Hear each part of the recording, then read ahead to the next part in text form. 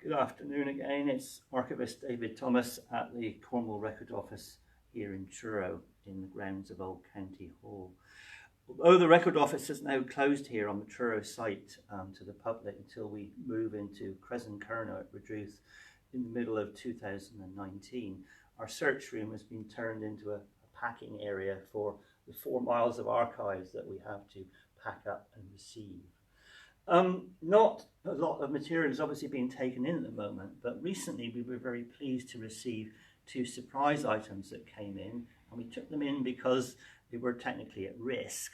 And these are 2 logbooks from the former Mousehole Wesleyan Day School, which became the Mousehole Council School down at Paul. And logbooks are really quite a fascinating piece of social history. They were first ordered to be kept as school diaries, or the headmaster's diaries, in 1862.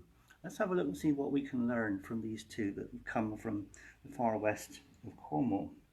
And this first one begins in 1896, and we have a very good description of some of the events. Here the head teacher records we shall break up for summer holidays. And he also says the attendance has been lower than usual today and yesterday owing to Corpus Christi Fair, which is held in Penzance. E. Wallace was absent on Monday morning sick, and E. Kerno on Monday afternoon for a similar reason. You do get the little personal details sometimes about what's actually going on. And regularly in the logbooks you do get reports which are done by the inspectors. And this one's 1897. The teacher devotes himself with zeal and discretion to the work of his school and deserves every encouragement. His task is exceedingly difficult. He has large classes, assistants in varying degrees of usefulness, and buildings that are very inconvenient. Sounds like a bit like today in some schools, doesn't it? Not to say unsuitable.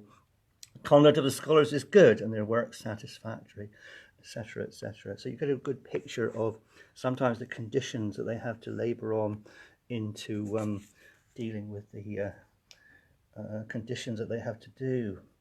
And we have notes about attendance. This is 1899. Last year I find that 75 children attended the maximum number of times, making 417 attendances. This is in excess of any previous years. And the midsummer holidays are fixed for the period July the 1st ending August the 8th. The second logbook, which begins in 1909 in the Edwardian period, is equally as interesting. The school became the Mousehole Council School, and this entry for the 6th of August 1912 shows the details of the programme for the opening of the school.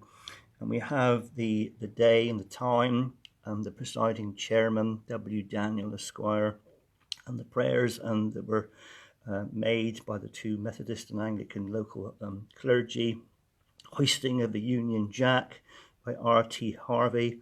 The flag was presented by T.B. Bolitho Esquire, probably Colonel Bolitho.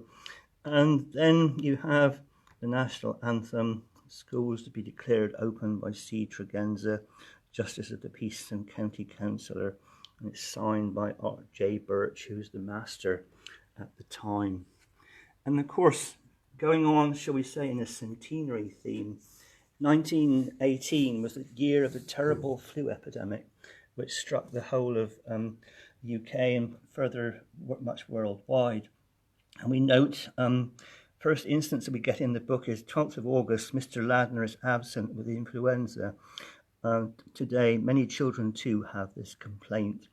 And things got progressively worse because by August the 20th, 1918, I notified the County Medical Officer of Health of 64 cases of influenza in the school.